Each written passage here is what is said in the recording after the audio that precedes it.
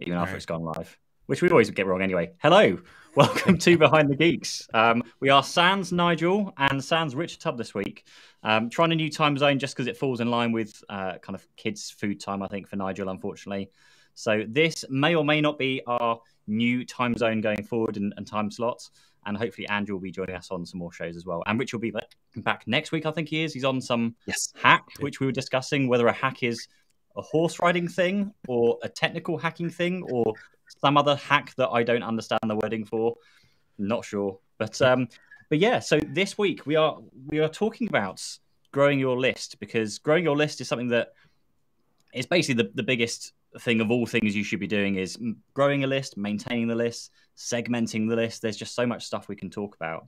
And I guess first off will be worth talking about the growth part, because that's actually getting names onto the list.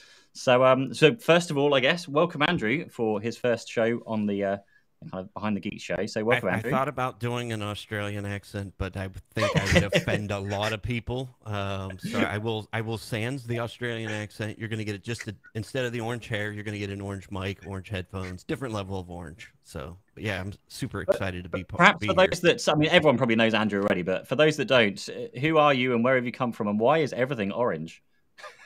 You know, orange stuck with me like late running my last MSP. I, like everybody else, ran my own MSP, and orange stuck, and it's branding.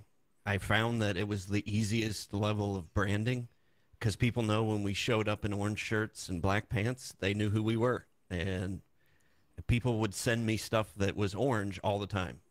You know, either social media post. Actually, this microphone cover came from somebody who's watched my show. Chris Tim sent that to me. So, but yeah, it just kind of, to me, it's the color of a good mood. You can't be in a good mood and look at orange. Just my opinion. It's funny how bright colors stand out. There was, I think was it DatoCon? There was one MSP that they wore bright orange T-shirts. I think they were like a Netherlands MSP maybe, and they were having some very heavy nights out after DatoCon. Everyone knew who they were because of the bright orange shirts, and there was like 20 of them at DatoCon. It was nuts. Yeah, just something about it. Like I said, it's just I still get people I've connected with through social media who'll see something orange and just message me with it. So, but yeah, so easy branding tip for the day: just pick a color. Nobody's gonna know your logo. Just find a color that resonates. Yes, you've got your, is it kind of red and blue and yellow? Is it? Yeah, we have like the 4 colors in the logo, and we try to just use those as much as possible. The red is like a very, very bright pinky red, so we tend to use that a lot to draw out. And again, it stands out from the usual tech is blue kind of color. So yeah, so we go with that very bright pink or like a really, really harsh yellow. It's bright. We went through various iterations of, it was similar to Andrew, orange, I think, and then we kind of went like a purple as an alternate color to the orange, and went to black, and then settled on dark gray. It's kind of those, trying to stand out a little bit. And then you know, if you're using orange, you can send like fluorescent orange envelopes in the post. There's loads of stuff you can do with that. Yeah, we did that with our newsletters. Everybody who got it, they knew what day our newsletter was in the mail. A bright orange envelope. But anyway, actually, it kind of relates to what we're talking about in terms of growing your list. What are you guys growing your list, and what are you currently doing to grow your list, if anything? Scott, do you want to go? Oh, great. Pick me first, because I'm hot garbage at this. I'm really bad at this. Do you have a CRM? Yes. Yes. Look, I have a mailing platform. I have many. We use ActiveCampaign. I'm going to go with that. So we use that as our mailing list platform, our mail automation platform. We do build lists in there, and so we use that mainly for the segregation, but I think that's a related part. In terms of growing it, I'm not great at this part. So obviously we have existing clients, and we have them segregated into whether they take managed services or just licenses. We have the whole masterclass that we launched, and so we have a full set of automation for, you know, who's the main subscriber, who's like the account and billing manager, and then who are all the additional users that get added, and they get segregated into different bits so we can keep them up to date. Say, hey, you know, cool, we've added 100 new videos or whatever, and just keep people informed. But in terms of building that list for prospecting, me, I'm terrible at this. And so when I saw the topic for this week, I was like, boy, I'm going to learn a lot and maybe be the voice of experience from the audience who are really not good at this. But we don't, like, I think we talked on a previous episode about whether you should like buy in lists of data, and the general resounding experience was bad from people that had done that. And so it was more like, if you're not going to go and just buy data, how on earth do you go and harvest this stuff? How do you go and find all the right people? Is it LinkedIn campaigning? Is it advertising? And I suspect it's a combination of different tactics. But for us, we've only populated our lists with people that we actually do business with, or that we've maybe come across in a prospective scenario. Other than that, it's a pretty quiet list. So I'll slowly sink into the background as someone who doesn't know what they're on about on this one. No, to be fair, you've pointed out there's two things there. There's, of course, growing the list and trying to build the list, but there's the thing that you're doing already, which is having your existing clients, maybe some existing prospects in a CRM system, and using that for something, because that's a massive piece that a lot of people don't do, of outreach when you've got new updates or new things have happened, or sending the latest news, or just whatever it might be. And of course, we can get onto the segregation part as well, so you can kind of communicate things. But that in itself is a massive part that people just completely miss out on, even though they've got a CRM system in place. In terms of building it, I'll be honest, I was really bad at it when I had my MSP as well. It's one of those things that falls down the list of, we don't really need, we're so busy, we don't need to do that. We'll just kind of get on with the things we need to do. But I know Andrew has a very useful course. Not I'm trying to flog his course, but actually Andrew's probably got some very good insights on how to use specifically LinkedIn for the kind of the lead growth and generation. So yeah, tell us more, please.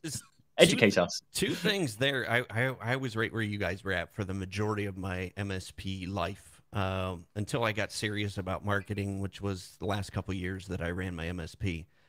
But I did like what everybody else did. It was just, we're so busy, I don't have time to really build a list. But everything that I teach with LinkedIn now, and we've got some tribers on here. Say hi to Joe. He's got access to my LinkedIn course right in the tribe.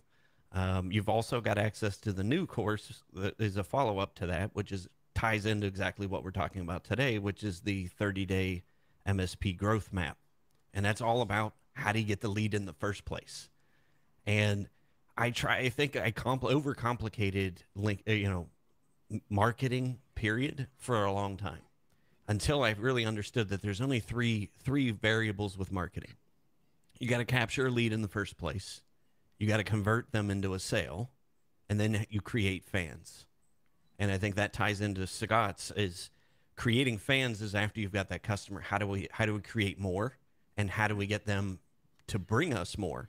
And there's a process for that. You have to be systematic with that. But where I fell down, like with everybody else, is how do you capture a lead in the first place? And that was the hard part. And if you look at, I challenge MSPs right now, and we do this, I'm sure you do as well, Pete, with coaching. If I go to your website right now, is there any way for me to give you my information on your website and get something in return, besides call us for an assessment or call us for this? There really isn't. And I think that is that's the main stumbling block. If you don't have any way for me to give you my information to even get something in return, you're never going to get a lead or prospect or whatever you want to call it. You're not going to be able to start that nurturing process to convert somebody from just looking around into a customer. And that's the challenge. So how do you get them to put in their data to start with? Because this is the fun that I'm kind of going through now with coaching and my YouTube stuff as well. But it's something I notice a lot with MSPs is that in terms of like collateral, like lead gen material, it's normally the same kind of stuff that people put out. It's the buyer's guide, it's the how to migrate to a new IT provider with no downtime. It's all these kind of things that to me, whilst they're great and yes, legitimately useful information, it feels to me like if I'm going to download that, I know what you're going to do is trying to sell me your services, because that's basically what it is. You're giving me a reason why I can move over to you.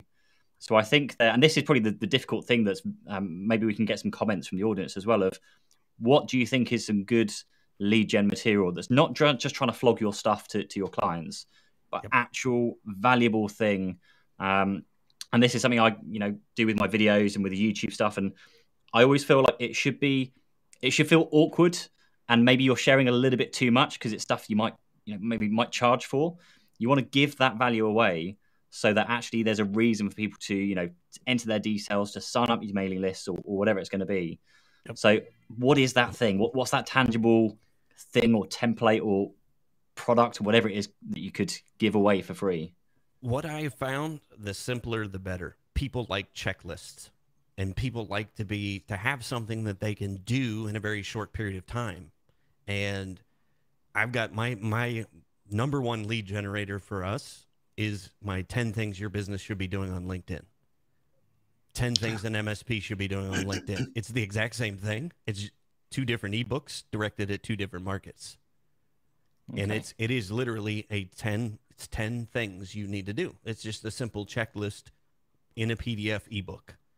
And that's what people want. And if somebody's going to download that, then they see, okay, then I see the hits to my website. Then I see the connections on LinkedIn from that. And all I ask for is their first name and their email address. And that's the other thing that people get hung up. I'm not going to fill out my name, address, phone number. Please give me your address. Exactly. And what's the size of your organization? What's your budget for? Exactly. And we complicate that process. And I challenged that. And I was like, okay, I got to have all of that information in my CRM in order to count them as a lead. And that's not true. All you basically, if you make the barrier to entry for somebody just to give you their email address as simple as possible, and they're going to get something of high value in return. If people did the 10 things that are in my ebook, you will see it's game changer. You will see your LinkedIn profile change. You will see connections change. You will start to get leads from out of nowhere if you just do those simple 10 things, and it's not super complicated. And seeing that's the thing. People want something simple they can do. It's valuable. Yeah. Now I have a way of having a further conversation with them. That's when email marketing starts. That's when you'd be very surprised how much you can find out just from somebody's email address and their first name. Now I go look at them on LinkedIn. Now they see I checked them out on LinkedIn. Lo and behold, if I want to reach out, I can, but a lot of people will connect with me. Now I know they're interested. They care about who I am. Now I can start having a conversation with them. And when you get by that and just get the information in the first place, now you have a list to start building with. And that's one of the key things with MSPs as well, because all the clients that you're going to be building onto your list, they probably can't buy from you now because they're in the middle of a contract. They're trying to figure things out. Maybe they're going through a tender process, whatever it might be. But this is the thing about once you've got them, so to speak, you can still market to them every month, every week. Maybe there's a discussion we need to have about how often you should market to them as well, without getting too much. But you need to be having them and be constantly in front of them so you catch them at the right moment. Either their contract's due for renewal or they've had a really bad experience and they're actively out there, looking for something and they come across your material and those kind of things. Yeah. One thing that's when you kind of mentioned about the first name and email address, one thing I liked about, I'm pretty sure ActiveCampaign's got it in, and I think HubSpot has it as well, is you can have like intelligent fields embedded on your website. So the first time they land on the form, you could ask them for their first name and email address. Yep. But if they land on any other form on your webpage, whether it's that same one or a different one, it can skip past that and go, actually, this time, could you just tell us how many staff have you got? Or just ask for those extra bits of information. Because, as you add multiple questions, it's some silly statistic like you halve the amount of responses for every extra field you add. It's not that, but it's something like that. Yep. So if you can kind of drip feed that along the way of keeping them coming back for more for another downloadable guide. Oh, actually, this time, tell me what sector of business are you in? And you can kind of learn and build that picture up completely kind of organically and automatically through the lead gen. But it's assuming you have a constant source of lead gen material and downloadable PDFs. And out of interest, so your kind of LinkedIn guide, how long have you used that for? What's its like lifespan of from when you started using it? I think we've edited it a couple times, but I think I've been doing this full time in LinkedIn since I sold in 2014. So I created that PDF, that lead generation in 2015. The 10 things have evolved just because LinkedIn. I'm just going to try and put my eyebrows down because but I leave it, and it works. I get leads every single week, people who will fill out that form, and now I can start having a conversation with them. Wow. And how long did it take you to build that initial 10 list? Just to rub salt into Scott's wounds a little bit more. Well, the thing of it is like 10 things, like you can come up with 10 things for anything. And, I looked at it just looking back on debriefing how I used LinkedIn and where my whole LinkedIn strategy came from. What were the 10 things that I started to do? That's what I documented those. Video wasn't a big thing on LinkedIn. That's now in my top 10 list. But take 10 things that, if you're watching this program either live or after the fact, here are 10 things that again, top 10 list. I love David Letterman. What are the top 10 things a business owner needs to do when they offboard a employee? What are the 10 things that a business owner or executive needs to do when they onboard a new employee? Number one, tell their IT company ahead of time. But yes, continue. But those are the things. And the thing of it is, it doesn't have to be, it can be simple, one page. Go into Canva, type the word checklist, and it'll give you a template. And then all you do is, okay, there's my 10 things, slap my logo on it, save it as a PDF. Start simple. And, I'm not going to read a 50-page ebook. I'm not going to read a 10-page ebook. And I probably won't give you my information because I know I'm not going to read it. But you give me a checklist of 10 things that I can do, which will be game changer for me, regardless if I reach out for your services or not. If I do those 10 things, I'm closer to my goal of getting what I want. So I think if you can get one or two pieces of like lead gen material and just have them up, by the sounds of things, you really don't need to do much with them. Once they're up, other than a little bit of tweaking, just get them up and let them run.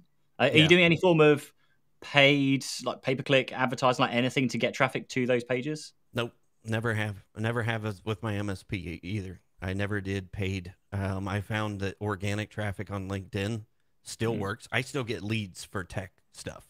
Yeah, I've been out of tech since 2014, the tech side of business. But I still get people will contact me that I met 10 years ago that are in a new company, and they, know, like, and trust me, and have reached out and said, hey, can you help us with our, and I just refer them off to somebody else. But that's the power of it. You'll get leads, like you said, when people are ready and have that need. You're the first person they think of, because I was different on LinkedIn. I was different with my marketing materials. I'm going to say hi to a couple folks that are in the chat, if you guys don't mind. We'll pop these up here. So I only want a copy of your PDF, that's for sure. Yeah, I'll pop that link in there. So it's from Joe actually, is that Joe? No, it's Paul. Sorry. I got Paul, and let's see here. I don't know why it's covering up the names for me anyway. Yeah, they disappear. When you bring it up, the names disappear off the screen for me. Gotcha. Right, that one was Joe's comment about how about Google Ads? Is it worthy enough for anyone? I think you could use Google Ads, or you could use pay-per-click in general to get traffic to those pages. It just depends on targeting. It's like the main problem, because as long as you can target in that specific niche for location, clients, sectors, staff numbers, I guess you can get a lot of that from LinkedIn if you had, things like Sales Navigator to pull that data off. But yes, you could do it. It's something I'm actually exploring at the moment with. So Google, you can get to a stage on Google where you can have a conversion on Google. So when something happens that you want them to do is called a conversion. And with Google, once you hit 100 conversions within 30 days, what it then unlocks for you on Google Ads is a conversion-based paying for conversion. So I pay per conversion, or this is what I'm working towards. I want to pay Google when someone converts, which is like the ideal thing that you could ever want Google. I'm only going to give Google money when people do what I want them to do, not just land on my webpage, not just kind of browse around, but they actually fill out my lead gen, they sign up for the service, they book the call, whatever it's going to be. You can obviously drop the code in there to kind of mark what a kind of confirmed conversion is. But I think if you can get to that stage, that would be fantastic. The difficulty is you need to get like 100 conversions within 30 days. So it's probably only really applicable for, maybe not newsletter signups, filling in forms, maybe booking in calls if you're really going heavy on, trying to get 100 people to book a call. But yeah, it's quite tough to get to that level of Google conversions. Otherwise, you are literally just going location. I mean, with Google stuff like married or not married, what do you earn? Most people, it doesn't know, so it's in the not specified category. You're just trying to figure out what kind of filters you've got on Facebook marketing, on LinkedIn marketing. I think you get a few more options on the LinkedIn marketing with the whole kind of sales navigator filtering on there.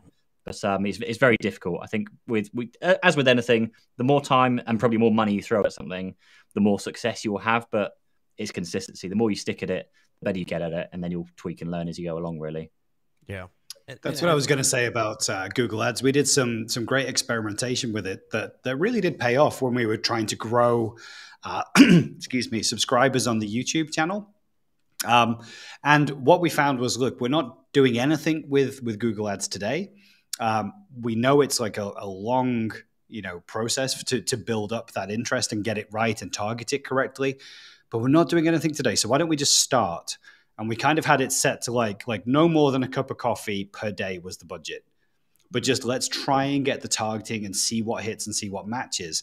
Because right now, like we were doing no Google Ads and we were getting no leads. So even if we could start and then just let it tick away in the background, a cup of coffee a day pretty much is the expense. And then we could come back 30 days later and say, okay, we've tried. What was working? Which people were engaging? Which audiences did it hit? Which segments? Okay. Now we can kind of customize that and learn for the next 30 days. But it's kind of like a background process for us, because it's one of those things, if we looked at it and said, well, I want to get it perfect day one, so I'm going to put $10,000 aside and I'm going to go and smash Google Ads. Well, I would definitely spend $10,000, that's for sure. But I still would only have maybe the same 30 days to learn something. Whereas we kind of preferred to go with the slow and steady. And I know that's boring in MSPs because I want all the leads now and I want all the new customers now. But if we kind of go with the slow and steady, hey, we're doing nothing, so let's do something and let's learn from it and iterate and do better next month, then that was a great way that we kind of managed to really build that up. And hey, it's Robert Gibbons. Yes, hey, Robert says hi. He's joining us. Let me see if I can get my... Oh, I can't make that work now. So I was gonna do the cheer sound, but I can't do that on this. No, Robert has been fantastic supporter. Love what I can't wait to meet in person. Same with all of you guys. I can't wait till we get back in person stuff. So yeah, that'll be good. So with once you've got the kind of clients and prospects and things in there, maybe if we move on to the what do you do next? Because getting them in there is the first part of the challenge and probably arguably the most difficult part, getting them in there. But this is, I guess, where the next stage that people get their clients, they get their prospects in there, and then without using the expletive, like they F it up and they lose the client, or they kind of let it just kind of tail off and don't do anything with it. So what does the most world's best ever follow-up process, or what do you do with them once you've got them in your list, in your database? Any suggestions? One of the things that I have found is having a drip sequence that can run without you. And that's where having some type of CRM tool. By the way, if you're a triber, Nigel's going to be rolling out Growably, so you guys will get your CRM for free, and it'll have all of this built in. One of the things that we're setting up is a campaign where somebody can download their cybersecurity booklet, and when they download it, it will automatically send them as sequences of 8 emails that are 2 to 3 days apart, and you can set those however you want. But it is a follow-up sequence where I am trying to start that conversation. I'm trying to provide value. I'm doing things that are trying to educate more without selling. The entire goal when somebody downloads a lead magnet is you've got their attention now. How do I get them to take the next step? And for an MSP, you can't sell managed services over the phone. You can't sell managed services really on your website. You need to have a conversation to start. How do you diagnose it? How do you get to that point? The whole goal here in that campaign is try to get them on some type of an appointment, either over the phone or in person. Some type of, where they can book a time and the tools are readily available, where they can book a time on your calendar to have a further conversation. That is my whole goal in that first 8 emails. And again, those are spread over 2 to 3 weeks. And as soon as somebody books an appointment on my calendar, it will pull them out of that sequence. It stops all those emails. Yeah. So that's where everybody misses the boat on that is you now have somebody who downloaded that lead magnet and then they don't do anything with them. You know, like you said, you have to have some way of nurturing them. And that first 2 to 3 weeks is super important. But that's where you educate them. Here's some more things that, you can get for free. Here's some education we're doing over here on our YouTube channel. Here's what people are saying about us. All of that is about building and starting the conversation. And the fact that's already done for you, hands up, I have never, ever, I think, not really ever found the time to write. Just 8 emails sounds really simple. I've never found the time to write like an 8 email sequence. Or you look at all the kind of campaigns you start studying online of these successful email marketers, and they're like, just send them a year's worth of emails. Just line them up in this campaign and it will email them for the rest of the year. I don't have enough time to write a year's worth of emails. So let's just skip that. Do something else that's a lot easier. But that's awesome that it's got built in. Not that I'm trying to flog the Tech Tribes course, but that's fantastic to have that kind of 8 email campaign built for you. And it's super simple.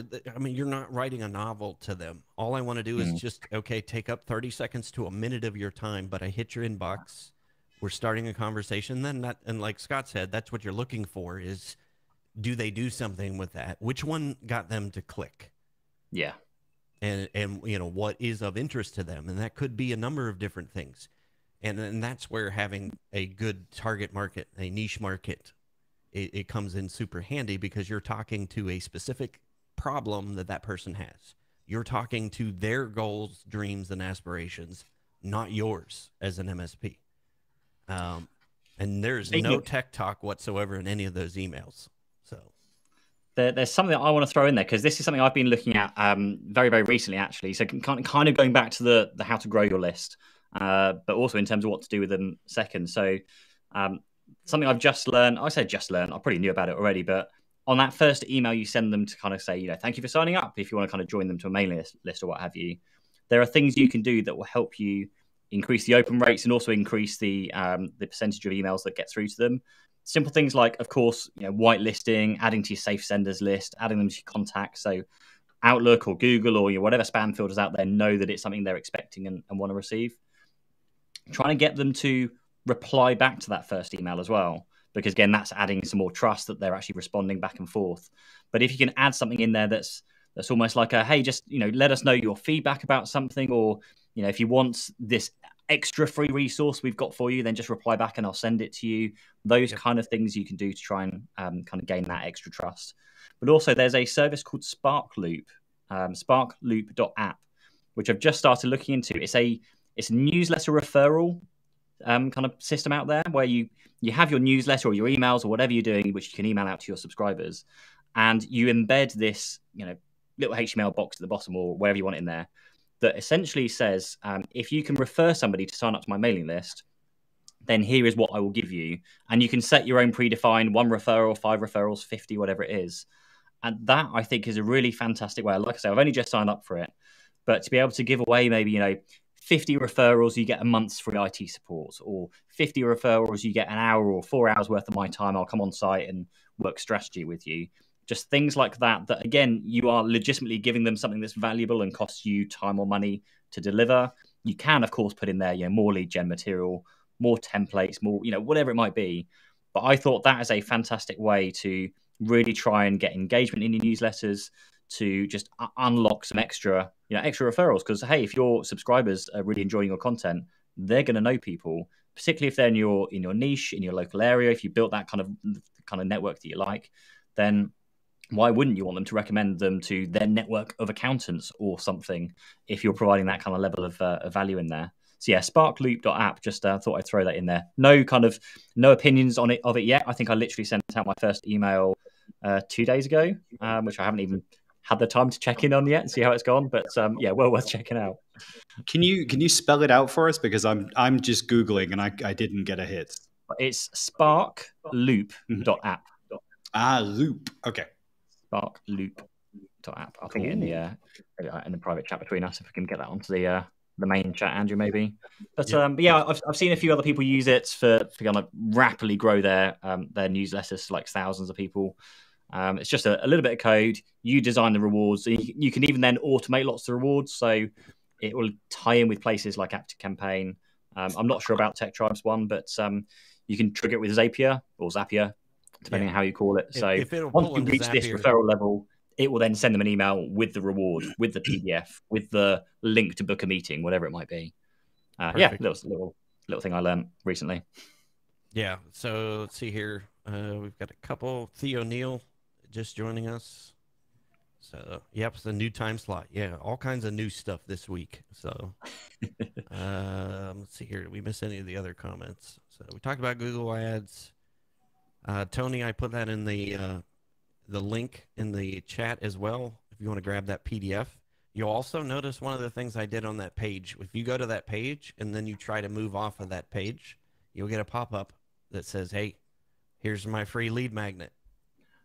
That's another thing that works super well. Like anybody who goes and checks me out, goes to that resource, if they move off to the page, I'm going to say, "Hey, before you go, here's my 10 things checklist." So what do you use for that? Is that part of your CRM system that does that, or is that like another bit of code you've added in from somewhere?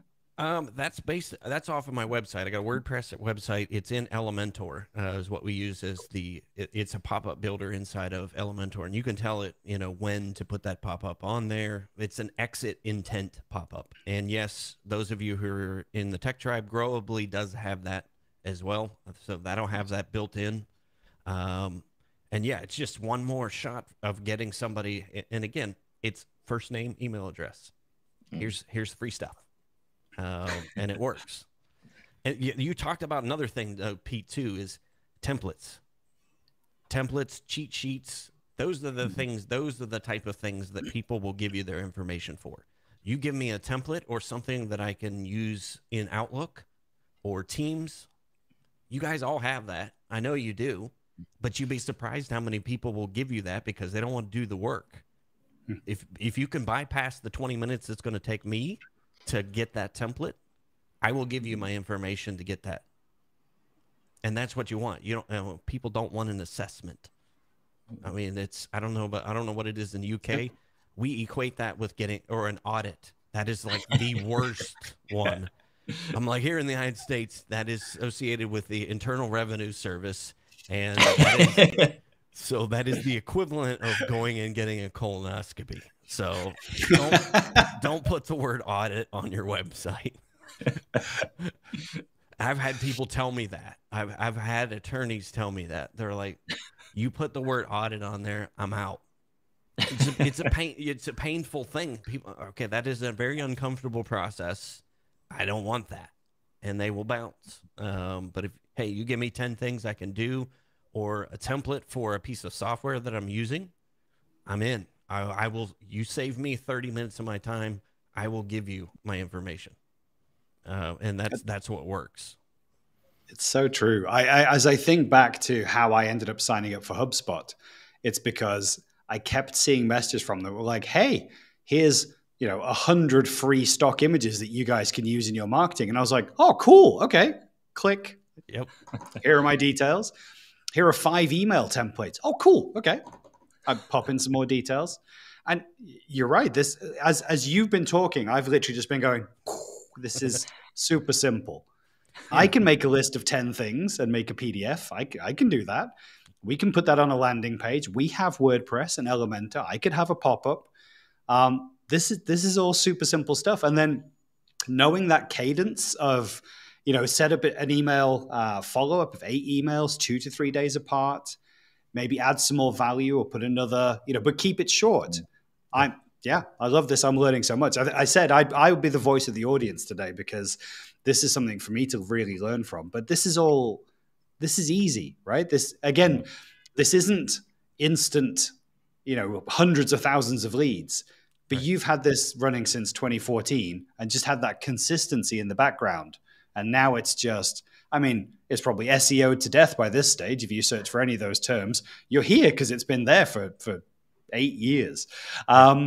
But now it's just consistently running in the background, consistently bringing in leads, adding to the mailing list. And I loved when you talked about like niching maybe into a vertical, accountants or, solicitors, that kind of thing. Well, okay, actually, if we start to segregate them in the in active campaign in our mailing lists as well, we can now start to send them more interesting, more relevant mail threads. So those follow-on emails can be aligned. We could write 8 emails and just slightly tailor the language for each of those verticals. But then when they read it, it really feels like it's kind of personalized and for their industry. Yep. So yeah, I'm at this stage. Already for me, 36 minutes, gold. And that was the thing that is like, I always, as an MSP, I'm like, okay, I know the tech, I know, you know what I mean? We just get stuck in that. And marketing is just this thing that can't wrap my head around. And I made it way more complicated than it ever needed to be. And then when I started, okay, how am I going to just start collecting names? That's it. Where do I start with that? What are the simple things? And I did what everybody else did. I wrote a book.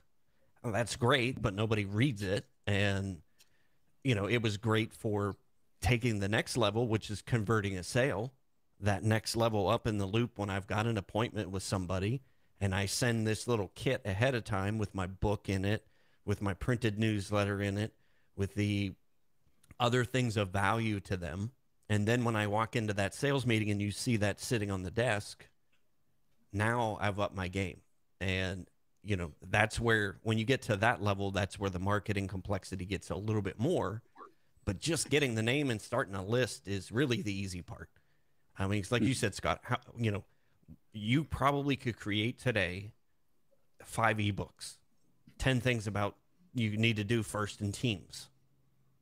It's simple. 10 things that a newbie needs to do inside of Teams to get started. What are some others? I know we're going to have people watching this after the fact. Let's just brainstorm and give people a couple ideas. What would you guys have for an MSP? Oh, this is where I really suck because I have no idea. What type of things could you guys do? What, like a template? Is there any kind of templates or maybe just like a structure that you set up for somebody inside of Teams when you take over a new account? It's going to be like an onboarding, offboarding checklist, maybe things that you can do with the Microsoft 365 account, things you didn't know your 365 account can do. That's another thing because you're already paying for it. And there's so many things in there that even we probably don't know because there's new things every other week. Maybe just how to get the most out of your 365 without having to, not like Calendly because there's bookings built into 365. I think it's still there. I haven't used it for a long time. But you could do 10 apps you're paying for when you've already got it in 365. Yep. Yeah. Like straight away. Because if I'm a prospect and I hit that web page and I see that, it's creating FOMO. I'm gonna okay. Am I doing those 10 things? What are those 10 apps that I'm probably paying for that I'm not getting the most out of? Oh, okay. I'm gonna give you my name and here's my name and email address. Simple. Okay. Now I can say, 10, whatever it is, 10 things that you need to have on your website. And I start with 10 things. It could be 5 things. It doesn't need to be 10. But yeah, you literally could sign up for Canva. If you don't have it, it's free. Type the word checklist, type your 10 things in there, slap your logo on it, save it as a PDF. I now have a lead magnet. I like the website checklist. I think that's a great one because there's so many simple things like, do you have your phone number in there? Is there a call to action? Those kind of simple things that most people, or not most people, but a lot of people do miss out. You can so easily put that into a checklist. Yeah, and that's what people want, the simple stuff. So, do you guys have apps or like templates that you think of, like Word, Excel templates or Teams templates or Outlook templates that you could put up on your website? Hey, download this free template that will do this inside of Teams. I don't know what it is. I don't use Teams. That's what I'm saying. I think that's the thing though, because also where I always struggle because I'm an IT company. What can I create that's got anything to do with IT? But it doesn't have to have anything to do with IT because you're trying to create something that's valuable for them, not for you. Exactly. And that goes outside of what I know, because now I'm like, well, I don't know how to run any other business other than an IT business. So what do I know? It's you could even do dumb stuff like here's a free signature template for Outlook, because most people don't think about investing in something that adds the signatures on automatically, like Exclaimer, one of those products. So everyone's kind of handmade their own kind of sort of template thing, or everyone's got individual styles. Nice little template. You can just import it straight into Outlook. Here you go. Pop in here. You can use Canva to make this bit and then pop this into into Outlook. It's really simple. But I love the whole thing. Like maybe just even like 10 ways to make sure that you're sharing data safely with your clients. Because again, there's so many different ways to share data inside 365, but then oftentimes people don't know how to do it. So they end up using Box or Dropbox or what's the one we always use for media? WeTransfer. WeTransfer. Yeah. Yeah, look, from the chat, the top 5 IT policies your business needs. Yep. Straight away. Yeah. Thank you, Redman Tech. That's awesome. Absolute gold. Yeah. So, you could sit and brainstorm these things all day, and it literally could take you less than an hour to come up with those things, go into Canva, create it, save the template as a PDF. And if you have a WordPress website, you create a template for a landing page you do it once. It's all about, like you said, Scott, it's about creating systems. So now if I create a lead magnet that is, like 5 IT policies your business needs, and then I have that running in the background. And then next month I can do another one. Guess what? After 12 months, you now have 12 working lead generation campaigns, processes, systems inside your business where you're getting leads without doing any more work. And that's what for me is I only want to do the work once. And it's all about evergreen content. We're talking about things that are evergreen. 5 IT policies. It might change a little bit, those exact policies, but the template stays the same. If something changes, that's the thing that's worth saying there is that the top 5 IT policies, don't just tell them what they are. Like, spend the money, spend the time, give them the actual policies, because that's the valuable thing. Yep. Even if, and kind of where I'm coming from, even if you have to spend money on someone to write it or someone to just make it look pretty and style it up with an easy to use thing that they can just slap their logo on or something, spend the time and effort on something that's good, because the good stuff is the stuff that will get the attention, not the same kind of guides that everyone else is putting out, because that's just what they've seen in 12 other places already. Yeah, the actual documents themselves. Yeah, top 3 things that your acceptable use policy needs to have. What's an acceptable use policy? Do we have one? Here's the template. You know what I mean? And these are the things you have to have, and that was super easy. We all have it. Just give them I was the template. immediately thinking of, we have Cyber Essentials here. There's Essentials in the US. Drew, what do you have in the United States that's Cyber Essentials equivalent? I forget the name of it. There's a couple. NIST is the big one here. NIST. Yeah. The standards there. But yeah, just it could be. It doesn't have to be 10. It could be 3. No. This is what I was thinking. Yeah. For a lot of those, when we look at Cyber Essentials here in the UK, there's a whole set of kind of yes and no questions that are really, really simple to answer, and then there are some that you might need a technical policy or you might need a people policy. And again, those are the bits where people stumble to get those things filled in. I know when we've worked with clients, we said, well, let us help you through the audit process for Cyber Essentials, and we've helped with those answers. Actually, a lot of that stuff is boilerplate. So again, you could say, hey, here are 3 or 4 of the things you really need to pass your Cyber Essentials, and it's just value. It's genuine value to go, you can answer the rest of these questions yourself, but here are the tricky ones, and we've given you a guide as to how to do that. Yeah, and it's to me, it's the simplicity of just getting them on your list is super important. But there's actually what I found too, and one of the things that we've been doing internally is taking that another step further when they download that, whatever it is, that checklist, that template. When they go to the next page, it actually takes them to a page, and this is where everybody's going to chicken out on this, but trust me, is having a video that shows them how to use said tool. I only got to record it once. It only needs to be less than 10 minutes. And anything longer than 10 minutes. Again, 10 things you can do in 10 minutes. I record a video. I put it on that page.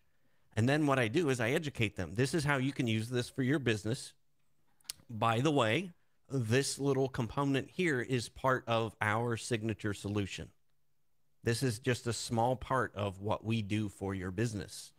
If you'd like to talk more, again, button to book time on my calendar is below. I've only got to record that once. But when you go through the part of educating them, video is, you can't get any more powerful than this. I'm educating you. You now know, like, and trust me. And then if you trust me enough and have a problem enough right now, this minute, I'm going to click and book an appointment on your calendar. And that's this is exactly what I needed to hear, because I've done the complete opposite way around. I've done the video side of things, of course, you know, with what I do, but so I've just created a lead gen campaign for like the coaching course side of things, which is eight ways to grow your MSP, and there's like a half an hour video kind of webinar, workshop, seminar. I don't want to call it a seminar because that sounds horrible, but there's like a half an hour video to explain how it all works. I could just create eight thing checklist of like the 8 things you need, and then off the back of that create another 8 emails that explains each one in detail. Like, it's so simple. I could have done that ages ago. And it's, and that's where, one of the things that once it's created, again, it's in a system. And that's where you've got to process. It's running evergreen. I really never have to change much of anything. And that's where you make your videos evergreen. You're not talking specific dates and things like that. The videos live on. I've only got to sit and record them once a month. And again, if you do one lead generation campaign per month with one video teaching them how to use it, after 12 months, you have 12 working lead magnets and your list is growing. I guarantee it. That's very similar to the way I approach just like marketing as general for an MSP. So I guess I call them pillars, like marketing pillars could be emails, one of them, videos, another one, maybe social campaigns, another one. But to do one per month, and then every month forward, you just then learn to maintain the last one. So if you start off with, Google ads this month, you spend 10 grand on Google ads, you know what you're doing now. So the next month, you then look at video marketing. And maybe you spend, a day or maybe a few hours just tweaking the Google ads from the month before.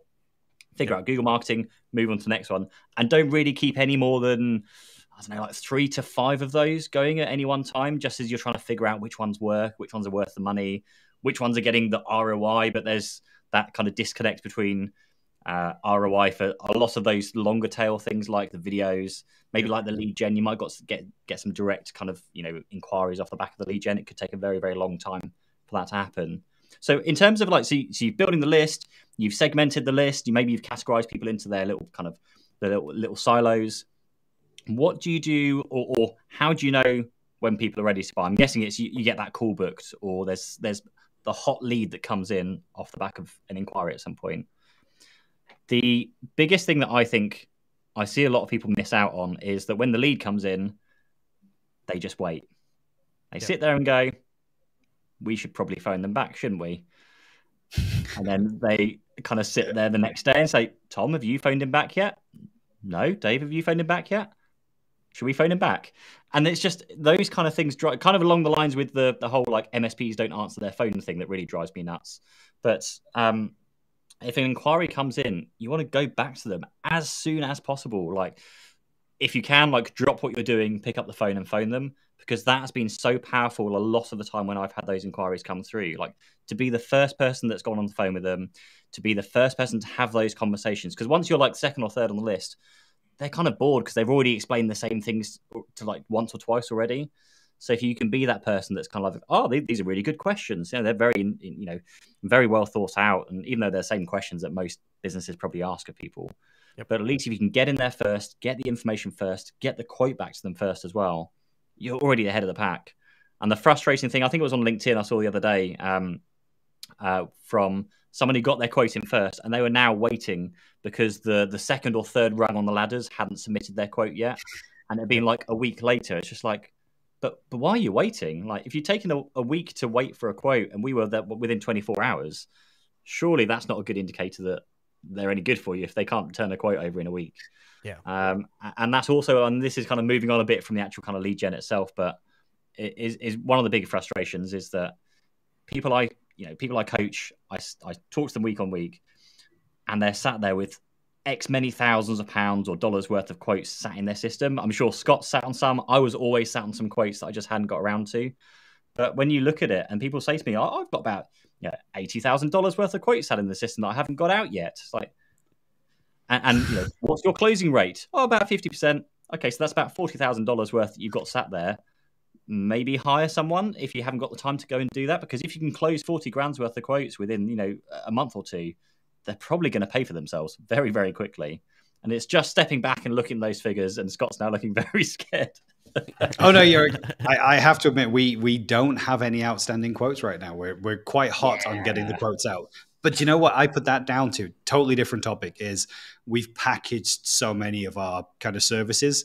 So when we have the conversation with a client, we generally have the conversation that is, well, this is what we're going to do. This is where you are, and this is how we're going to get you there, rather than the solution selling conversation. Oh, what would you like to achieve, and what are your pain points? We generally walk in and go, this is what good looks like. Let's see where you are, and we'll get you there. We'll get you from A to B. So everything's kind of packaged up. So we have like the scope of works and the proposal materials, and those things are ready to go. So we can be really agile around turning around. When we have a conversation, it's with someone who can actually do the work generally, rather than a salesperson or an intermediary. It's one of the consultants is kind of on that first call, and then we will send out the quote, send out the proposal. I know we did a call yesterday at 11 o'clock, and the full quote went out to them in the afternoon. So I know we're quite hot on that. Just blow my own trumpet for a second. I might be rubbish at building an email list, but we get quotes out pretty quickly. And it's, again, to go back, there has to be a process. I would say 99% of the folks out there do not have a documented, repeatable sales process. And that's where it's okay if we get everybody on a list. But like you said, Pete, if they take the next step and book time on my calendar, that's when people are like, okay, now what? What do I ask in the discovery meeting? How do I show them what I do? People don't care. It's all about their goals at that point. And again, if your marketing is already speaking to those things, you're speaking their language, you're speaking of the conversation going on in their head, that's all that discovery call is. Like you hit the nail on the head, Scott. How do I get you from point A to point B? We have a system. This is our roadmap that we're going to walk you through. And again, that's how your marketing's different, because your system it's different than everybody else's. How you achieve getting them from point A to point B to help them reach their business goals, their personal goals, is different than everybody else is going to do it. So I think that there's one thing I'll add on to the end of that, because it's slightly related, but the question that I'll also come across is, well, how the hell do you have enough time to put all this together? Like, when do I do it? I'm so busy running my MSP. There's all the other things going on. I've got clients with problems. I've got new clients coming in for quotes. I've got staffing issues, whatever it is, hiring people. How do I find the time to build this material, to write the 8 steps to whatever it is, to write those 8 emails? And the best suggestion I've got, I think, for that is to do this thing like the 90 minutes that I've spoken about a few times. So find 90 minutes in your day where you just switch off everything, like all the distractions, your email client closed down, your phone off, your door closed, whatever it is. And I was writing this to an email to one of my coaching clients the other day. So I always feel really bad when I'm taking time off work. So my kind of self-gratification of like, okay, I'm going to earn my time off. I'm going to come into work an hour earlier every day. And that hour is going to be my kind of time where I work on the business, not in the business. And then by the time it got to Friday, I'd then basically spend, it was actually like 90 minutes, and we'll say like 8 till 9:30. So by the time it got to Friday, I'd spent 7.5 extra hours on my business that week, a full working day essentially from just those 90-minute sessions. Well, I've now earned Friday afternoon off because I put the extra work in elsewhere in the business. I was very kind of, I put the pressure on myself to do things as lots of MSP owners do.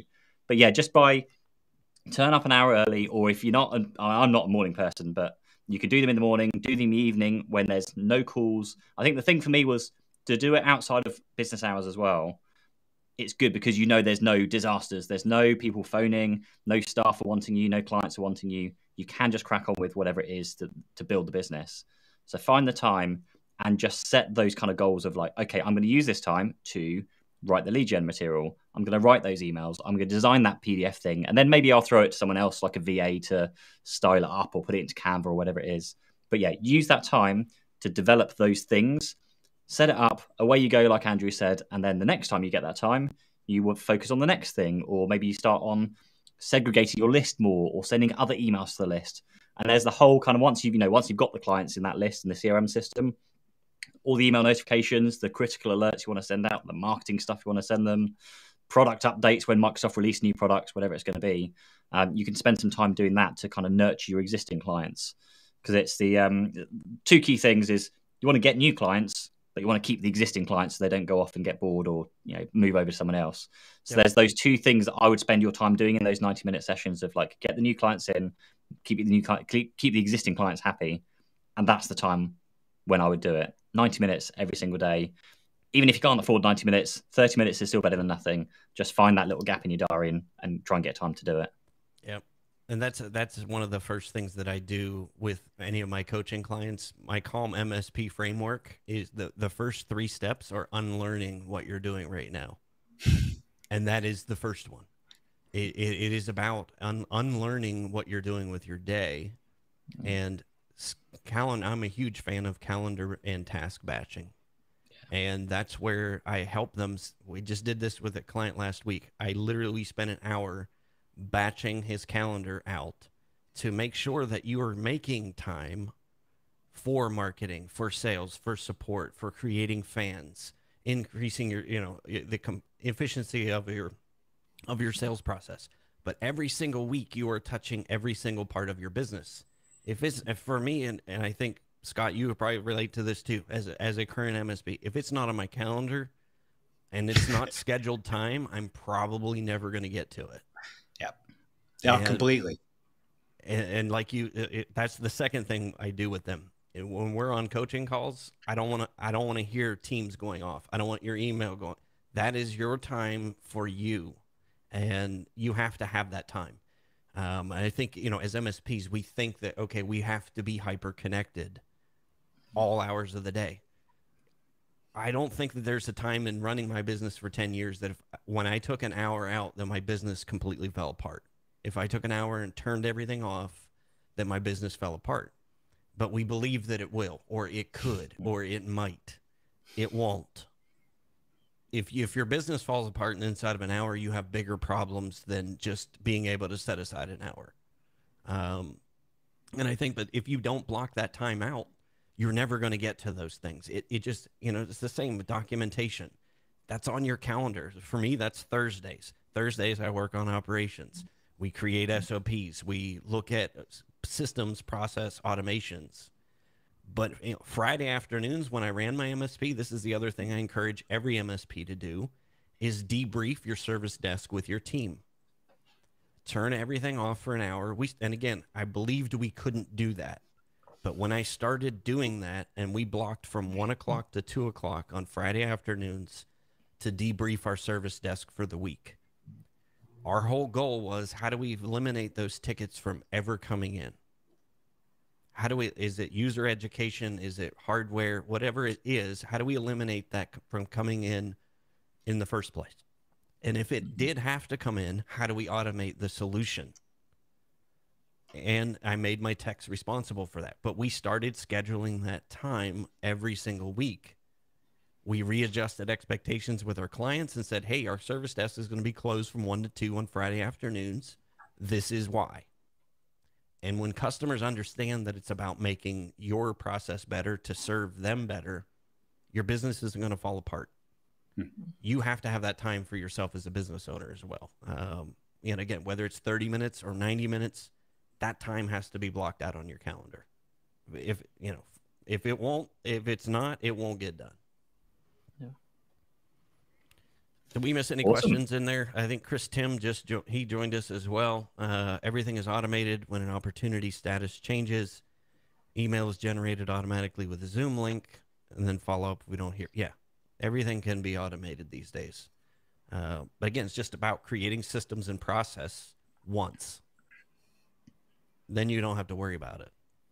And that's the nice thing I'm taking away from today, because I'm looking at everything we've talked about and said, I can do this and have at least one of these in place before we meet again next week.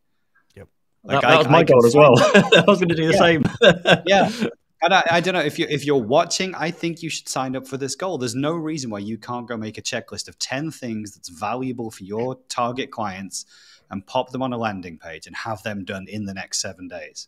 Yep. Because then we can all start to build up those mailing lists. If you're already way ahead of me and my guys here, cool. You're already doing that really well. But I've learned that I'm going to go and do that in the next 7 days. And so I'd love to be back here next week and you guys go, okay, show me your landing page, because it's going to be done.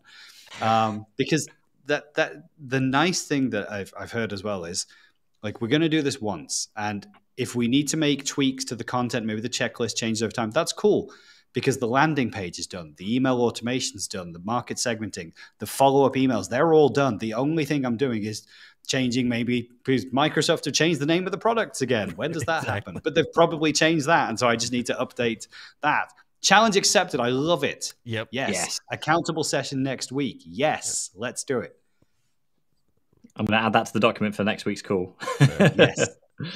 I'm putting these up here as we get those so they burn in the And video. you know what I'm doing? I'm putting them in my calendar, because otherwise yes, it doesn't happen. Yeah, and the thing of it is, if you got a list going, you've got lead magnets going, here's my other challenge to you too. Take it to the next step, and then the landing page after they fill in the information, the sales page, if you will, to get that free thing, put a video up there. Show them how to use that tool.